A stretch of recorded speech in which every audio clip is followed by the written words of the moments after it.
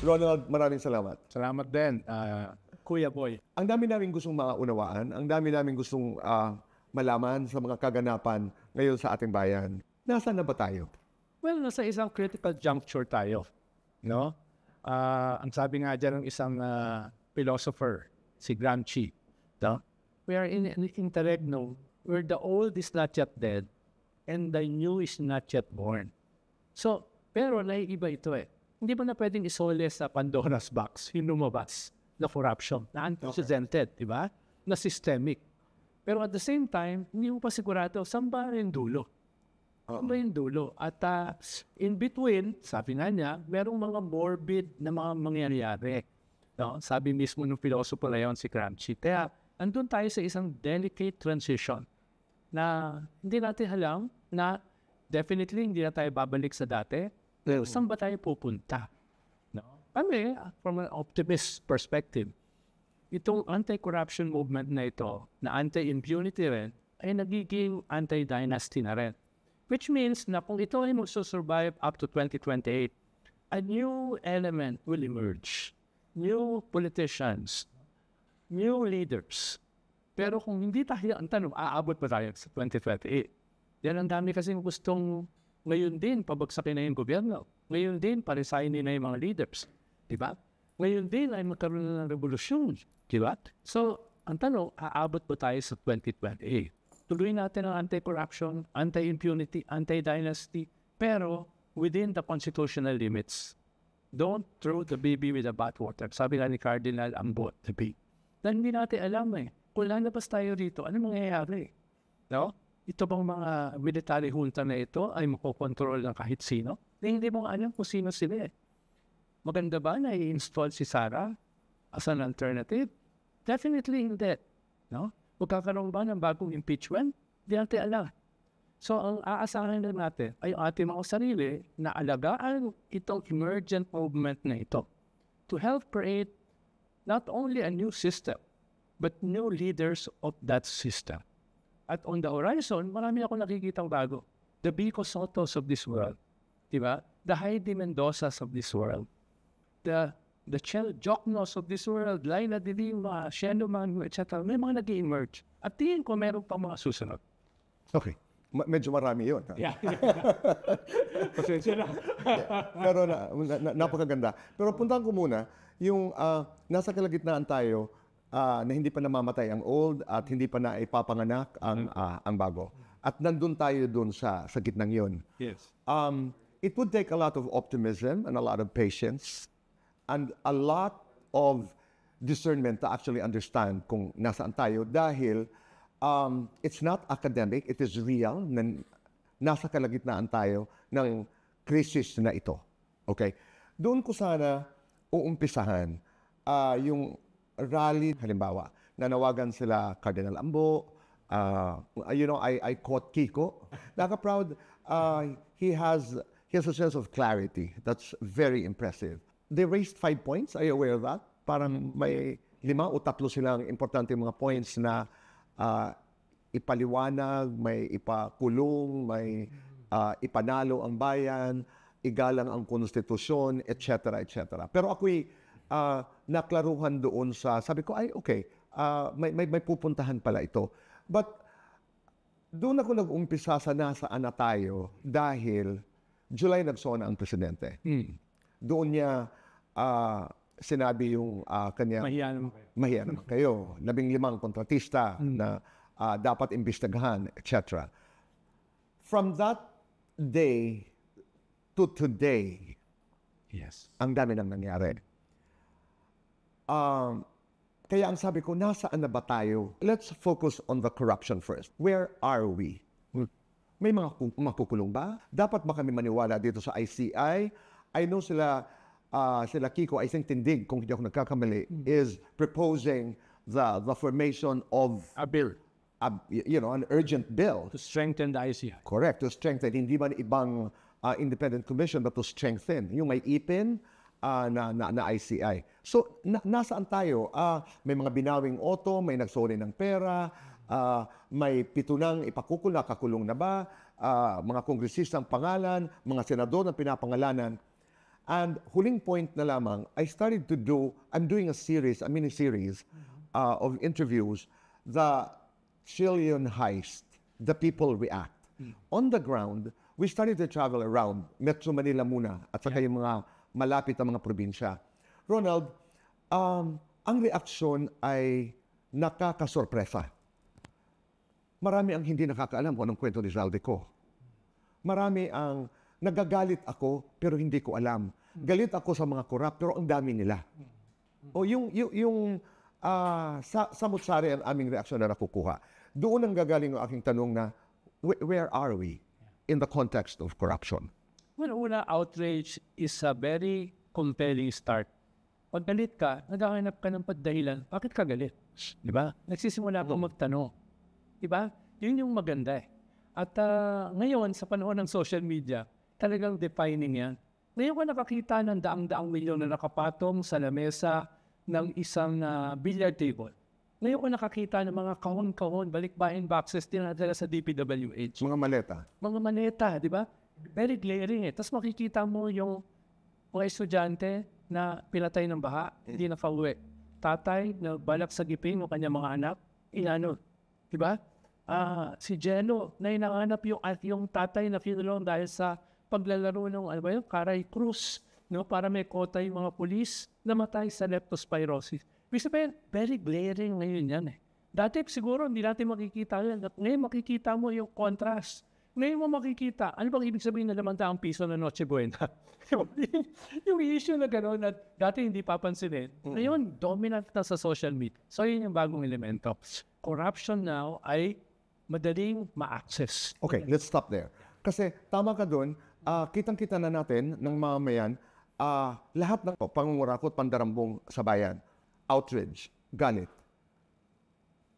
May pakiramdam ang ilan na hindi sapat yung galit na yon.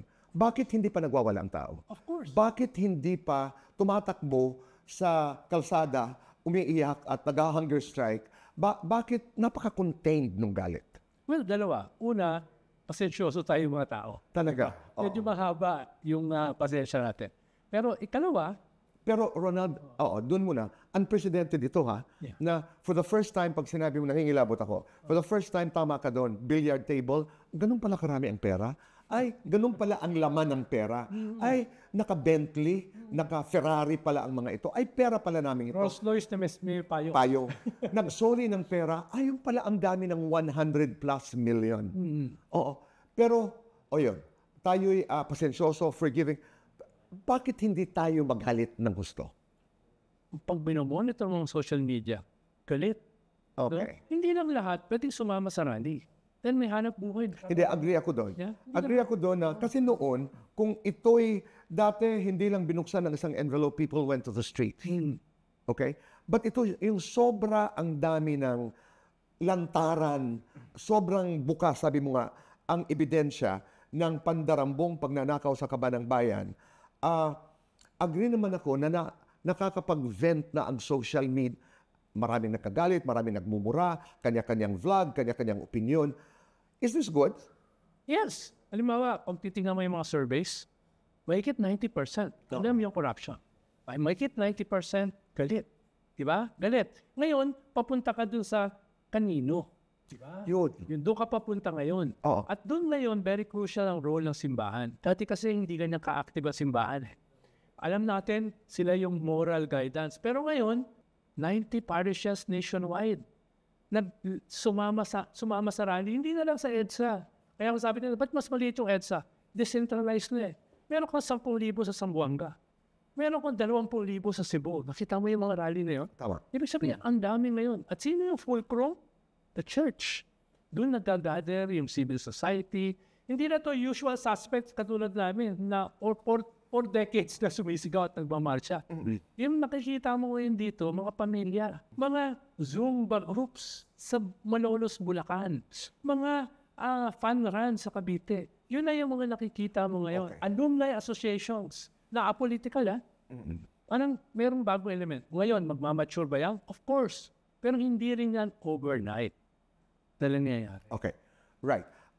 Balik lang ako sa social media. Naunawaan ko na ngayon na galit ang tao, may outrage ang tao, pero may ibang platforms na ngayon. Dahil kanya-kanya na may lahat ng platforms available. Pwede ka na magalit doon, pwede mo nang ilabas, pwede ka na mag-post, lahat pwede nang magawa. Hindi katulad noon na parang yung expression ng galit nagkasabay-sabay, let's all walk to, and do a rally. But I think that has to be considered very, very carefully. Kasi matatakot ba yung pupuntahan? O naaalarma ba kung sino ang may mga kagagawan? Oo. Dahil nga, if you talk about social media, kung anong nagagawang mabuti ng social media, nagagawang masama rin. Oo. Indicative. Dati, pag may UAAP games, especially Lasal versus Ateneo, UST versus UP, lahat ng politiko nandun. Ngayon, wala. Bakit? Sa simula, sa gitna, sa katapusan, sumisigaw yung mga tao. Kulong na yang mga kurakot. UAAP games. Zero ang mga politiko. Okay. Concert sa Araneta. Concert sumisigaw ang mga tao. Kulong na yang mga kurakot. Nilang wala patita na din. Okay. Ibig sabihin, indicative yan, itong mga politiko ninervyos. Hindi mo na nga makita sa mga restaurant eh. Diba? Dahil nga, medyo nahihiya sila na lumabas. Palagay ko, nagkakaunawan ang sambayanan na kailangan ma-sustain itong interest, itong pakikialam, itong pakikiisa. The conversation has to continue sa lahat ng level. Yeah. Oo. Puntahan ko lang yung in one of our interviews, may nagsabing, kanino ba kami dapat magagalit? Lahat sila guilty. Oo. Hindi, this is a new experience for the Filipino people. Noon meron kang isang tao na pinagraralihan. What is your take on that? Well, una ay ang tinutumbok dito, yung pinakamalalaking isda. Okay. Diba? Yun muna yung tinutumbok. Dapat silang mauna. Sila ba nagdesisyon? Ngayon ako nakakita na halos sabay yung Senate President at Speaker natanggal. Meron ko ba naanalang gano'n na nangyari? Ayun ang nangyari yan eh. Diba? Head ng appropriations. Inaanting para makulong. Hindi pa nangyari yan. Ibig sabihin, hindi to bago No, hindi to nangyayari before. Bago ito, no? Kaya dapat magpatuloy yan. Tumbukin yung mga pinaka-guilty. Pero Ronald, napalitan ang Senate President. Pero ang pumalit naman, I mean, my respect to Senate President Tito Soto, is allied with the administration. Meron kang Speaker of the House, the first cousin of the President, napalitan ng kaibigan niyang si Speaker Boji D. I mean, what does that tell you? Well, these are initial concessions. Okay. Halimbawa, si Tito Soto naman, wala siya nung nangyari itong major insertions na ito, itong major corruption. Correct. No? Ngayon, kung sakali, lahat siya ngayon under the microscope. I doubt it kung meron siyang gagawin ano ba. No, they're very cautious. Yeah, sa ganitong sitwasyon. Si Boji D, ganun din, no? Nagsulong na anti-dynasty bill. Dahil alam niya, hindi na sapat yung anti-corruption law. Dahil isa sa root causes ng corruption ay dynasty. I buy that. Yeah. I really buy that. And I think that's really, really wise bilang isang estudyante ng politika. Pero pag-usapan natin halimbawa ang dynasty bill. Naghain halimbawa ang Speaker of the House, meron si Riza, Senator Riza, anti-dynasty bill. Ang tanong, I know I am impatient bilang isang mamamayan sa pagbabago dahil naniniwala ako na isa sa mga root causes na napakalakas talaga ng korupsyon ay dinastiya. Okay? But how is it possible in a Congress, in a government, in a cultural, political, reality where everybody is part of a dynasty. Everybody is an exaggeration. Yes. But we are part, Ronald, exception yung hindi bahagi ng dinastiya. Kung hindi ka man bahagi ng dinastiya, bata ka ng isang strong man. Paano yan? How would that work? Well, sabi ko nga kanina, we're in a transition which is practically... You have a timeline for that. How about transition? 2028. 2028. 2.5 years. It's a better runway than yung 2022. Diba? Ito, mas mahaba eh. Pero, yung transition na yan is creating new elements na dati ay wala. Yun lang naman ang sinasabi ko. No? Whether sila ay mananalo is another thing. Pero, ang makikita mo, diba, itong dynasty bill na ito, pinopropose mismo ng mga tiga-Isabela na kaaliado ni Boji D. okay na siguro isang kamag-anak sa national, isang kamag-anak sa local. Yung iba, pinapropose, halimbawa yung akbayan, hanggang 4th level ng consanguinity. Yung iba, pinapropose 3rd level of consanguinity. Yan ay elements ng mga compromises ngayon, ng mga discussion. Ang SK kasi may anti-dynasty component, pero hanggang 2nd degree. Ang BARM, merong anti-dynasty component hanggang 3rd degree yata. I'm not too sure. Ibig sabihin, yan yung pag-uusapan ngayon na dati ay hindi pinag-uusapan. Dahil dati, ang parating sinasabi, hindi kami naniniwala na deterrent ang dynasties sa konsepto ng demokrasya dahil ibinoboto kami ng tao. Yun ang linya ng lahat. At parang hindi na mababago yan. Parang gano'n. May Wala na, oo. May ganun classic Napakalalim fatalism. na yun. Oo, Diba? right. Fatalism. Diba? Right. Pero may nakikita, teka, baka may kaunting chance. Yung kaunti, medyo lumalaki. Diba? Ako, I don't want to be negative, but I agree with you. Ang akin lamang ay sana'y umabot tayo hanggang 2028 at hindi makalimutan ng tao. At hindi makalimutan ng sambayanan. Yes. At doon, I will go to your discussion about the church. Na sana'y, ako'y Katoliko. Kahapon, ang unang reaksyon ng isang kaibigan ay, hindi naman kasi lakas kayo ng Iglesia ni Cristo. Nung ang Iglesia ang mag-organize, halos 1 milyon, tawag lang nila. Kayo bakit gano'n? I explained it the way you explained. Yeah. Devolved na may devolution nga ng distribution ng participants. Merong Iloilo, may Davao, may Cebu, kung saan-saan, etc. Saka iba yung Catholic, tsaka ayaw nila mag-impose. Cardinal Ambo, why not? Tingin nila, merong borders yung moral leadership at yung political leadership. Oo, yun yung tingin nila. Hindi kami gobyerno Kami ay simbahan. Tutulong kami sa mga tao paano magpasya. Huwag papatay, huwag magnanakaw, di ba? Etc. Pero moralidad ang pinag-uusapan. Yes. Di ba? Sila dapat ang ating Ibibigay nila ngayon yan sa kanilang lay leaders. Di ba? May Council of the Laity ang simbahan Ito yung doon na ipapasa. May ganun silang division. Alam mo ako, Catholic siya, pero hindi ako masyadong active. Hindi rin ako religious. Pero nauunawaan ko yung sinasabi nila. Delikado kasi na maging theocracy tayo Di ba? Na yung simbahan is equals to the state. No? Na hindi ko sigurado, baka yun din ang gusto ng iglesia. Na sila rin ay decisive sa pagpapasya ng Estado. I don't know why I'm looking for a strong authority in the church. Dahil marami lang ang nag-aantay ng boses, but it cannot be ikaw ang magdesisyon. Remember, hindi sa wala akong tiwala sa taong bayan, pero siglo, dekada ang pinagdaanan natin na inabuso ang hindi lamang ang ating ang pera ng bayan, pero pati ang ating mga kaluluwa. Yes. Well, It demands for a different kind of leadership, and I know Cardinal Ambo can make the change. yes.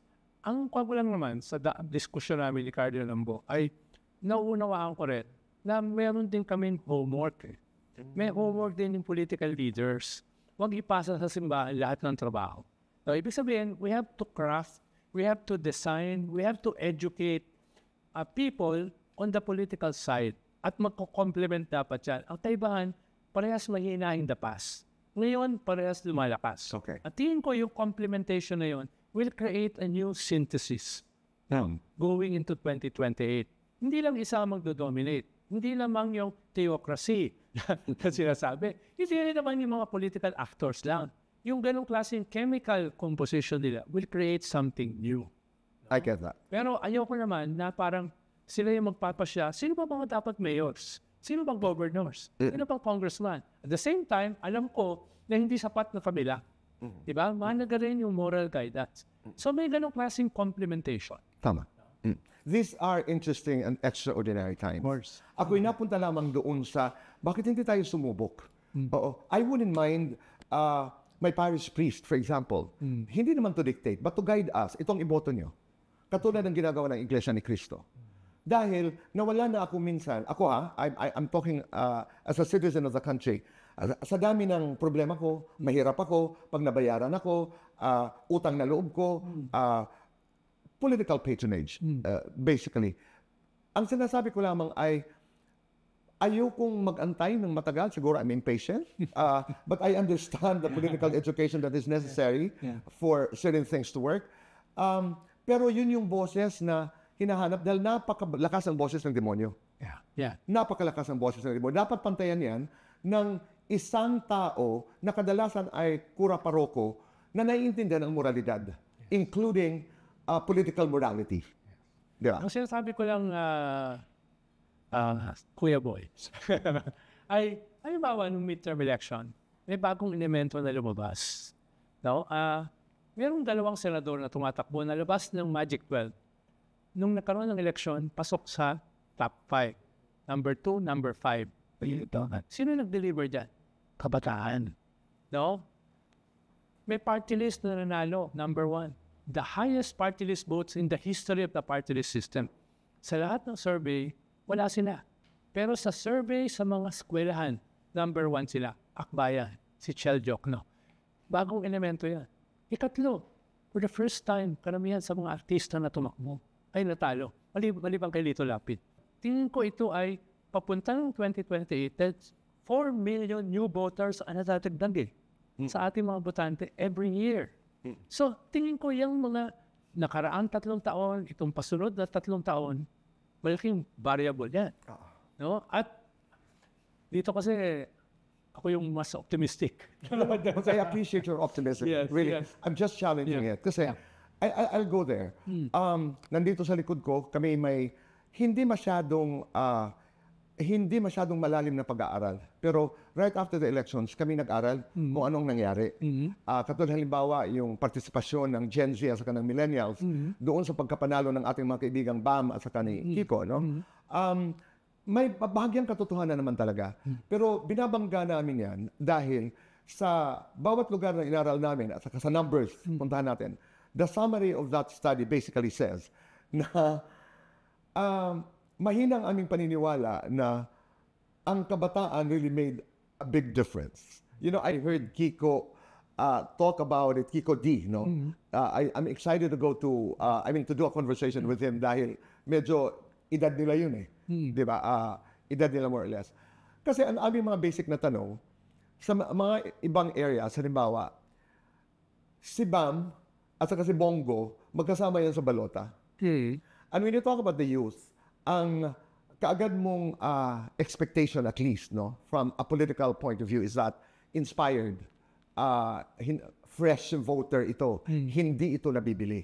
Hindi ito masyado na-influensya ng external factors. Nag-iisip ito. This is an intelligent vote. But in many places, Ronald, they share the same vote. And what did it tell us? Ang bata, ibinoto si Bam, ibinoto si Bongo, ibinoto si Bato, ibinoto si Ping Lacson if we're talking about the top 5. You know? And when you go to Mindanao, and I have so much respect for the people of Mindanao, halos wala nakapasok. Halos wala. Bam was not inside the Magic 12. Kiko was not. It was number 17, I think. Saan napunta yung mga bata? Nasaan ang mga millennials? Nasaan ang mga Gen Zs? No? So, yan ang sinabi ko lamang because pagkatapos ng aming pag-aaral, I'd like to share with you that paper. Ay kailangan aralin pa. Kailangan aralin pa dahil we might be over-reading or the participation of the youth na para sa amin ay napaka-importante. Well, una, I'm not calling it a youth vote. Kaya nga sinasabi ko, emerging no? What are you calling it? Very good. A youth vote ay isang coordinated effort ng kabataan, no? Na mayroong malinaw na criteria for the youth. At ito ang boboto nila.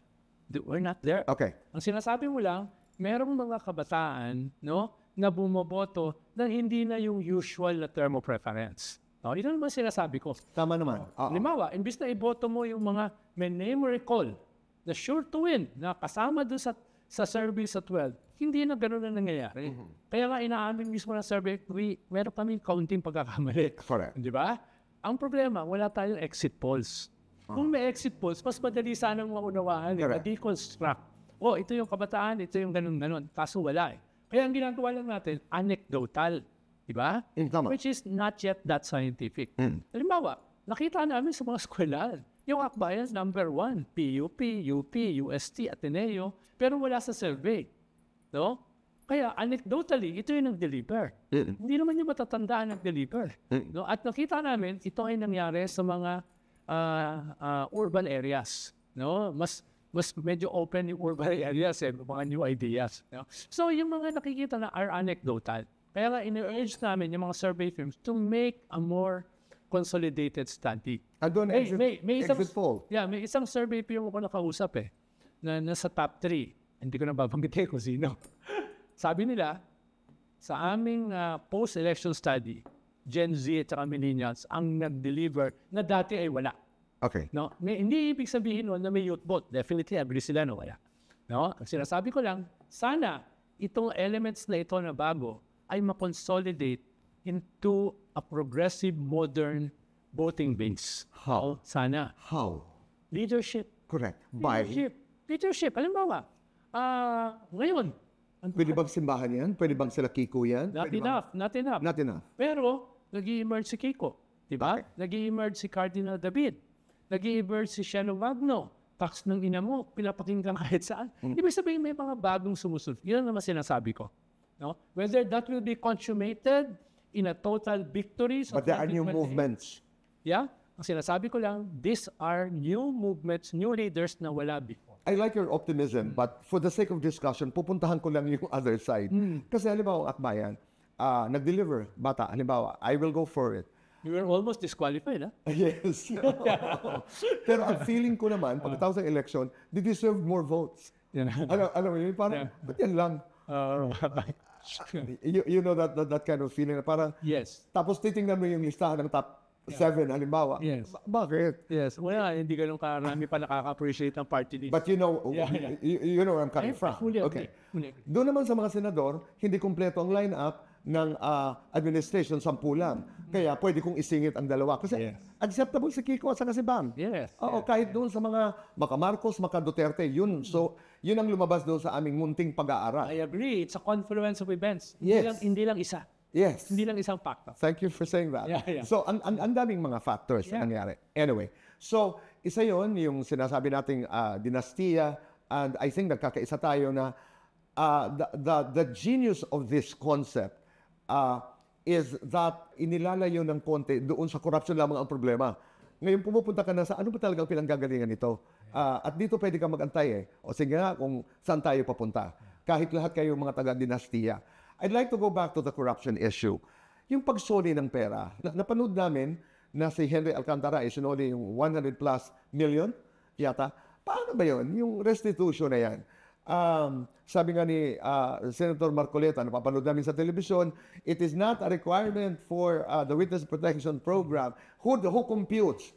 Who tells us kung magkano ang ninakaw?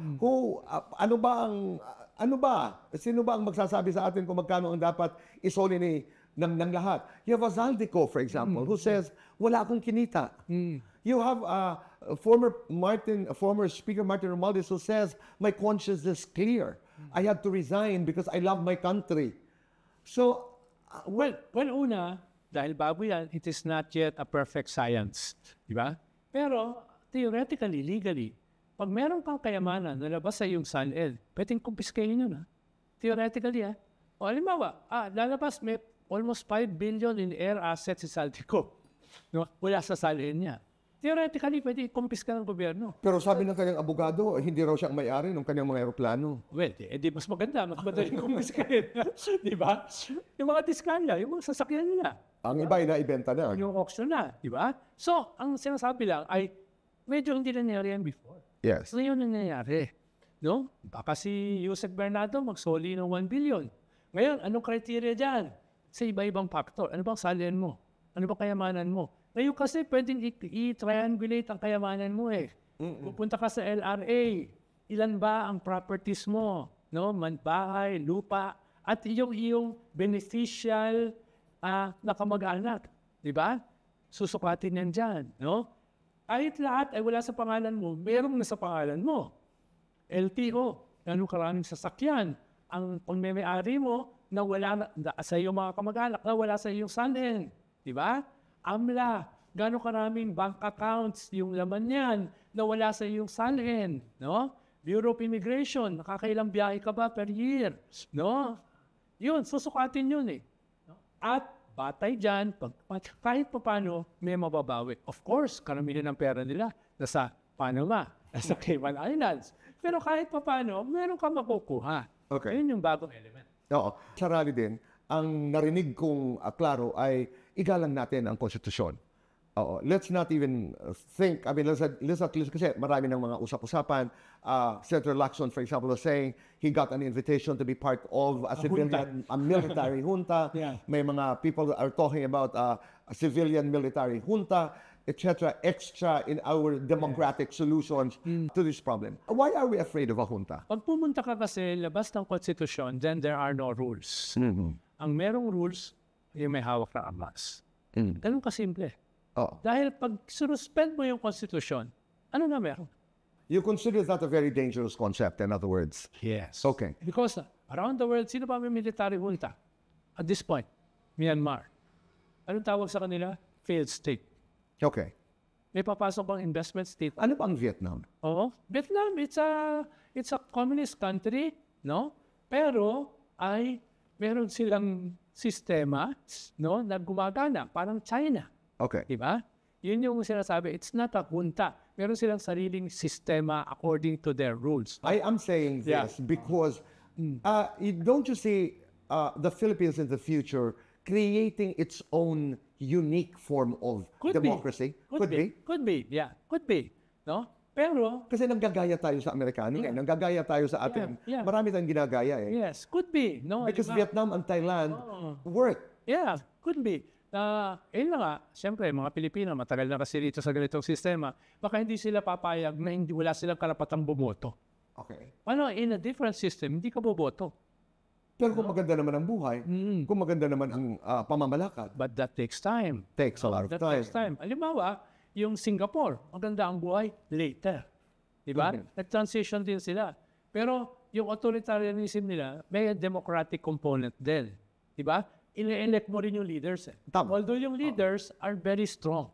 No, diba? PAP won all the elections. Yes. Hindi talaga binitawan. Yes. Pero may election. May election.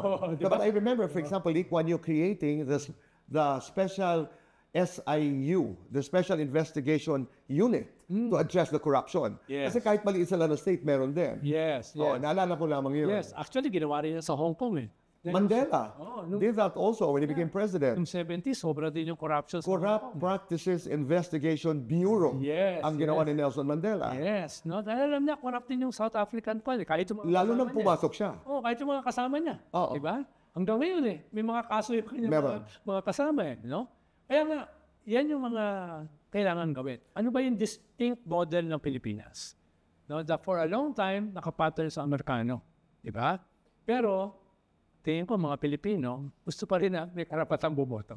Pwedeng i-strengthen yung state. Pwedeng i-strengthen yung police powers. Pero I doubt kung mga Pilipino isusuko yung right to vote. Pero I think, I agree. I totally agree. Pero I think certain elements can be introduced to Philippine style of governance. Yes. Kasi we have, may mga ugali tayo na distinctly tayo. Meron tayong pinanggagaling, but I know it's just something that I really thought of now when you were discussing Vietnam and Thailand. Pero mismo Thailand nagbabago. Imagine mo yung youth party. Yes. Nanalo in all districts in Bangkok. Pinigilan sila dahil critical sila sa 100. Di ba? Sa kung kasi sa Thailand, pag kinisign mo hari, pwede ka makulong habang buhay. Lalo na yung ama. Di ba? Lalo na yung ama. Pero even that nagbabago ngayon. Correct.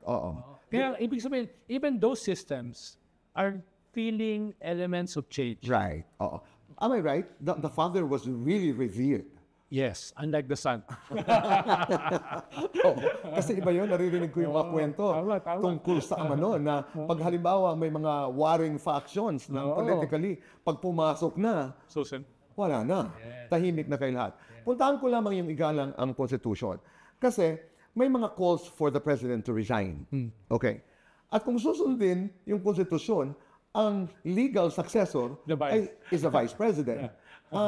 Ang hanay ba ng mga nagpoprotesta ngayon ay payag sa ganon? Tingin ko hindi. Iba-iba. Paano yan? That would be going against what we basically were saying, that we have to respect the 1987 Constitution. Yes. Dahil, alimbawa, yun nangyari sa EDSA kahapon. Yun yung kanilang call. No?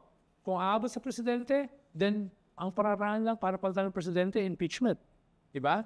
Hindi naman sila payag na mag-resign ng presidente tapos magsasucceed si Sara. Diba? Okay. Diba? Yun naman yung sinasabi nila. Hindi naman sila sabi na tanggalin lahat tapos pumalit isang junta. Dahil para maparesign mo yung presidente at vice, kailangan mo ng military component kahit pa paano, di ba? Pag nandun na yung military component, what will prevent them from surrendering yung kanilang power? Di ba? Kanino nila ibibigay? Lahat namang unelected. No? Anong framework ang gagamitin nila kung wala na yung konstitusyon? So yun yung tinatawag ni Cardinal David na throwing the baby with the bathwater. Okay. What will make us remember? What will sustain us in these very, very interesting times? Well, siyempre, yung mundo natin is mundo ng social media. They will not make you forget. Ikalawa, witnessing. Yung pinag-uusapan natin kanina. These are people na witnesses. Yung kanilang buhay ay pinapakita nila like an open book. No? Hindi lang kami nag-advocate ng ganito klaseng reforma, ganito klaseng politika. Ito kami. Judge us. Yung witnessing na yun ay very important sa ganitong panahon. Maraming salamat. Salamat din, Tito. Maraming salamat, Ron. Hi, people of the Philippines and people of the world. Hit the button below and you will be subscribing to the Boy Abunda Talk channel on YouTube. Let's keep talking. Kaibigan, tuloy ang usap.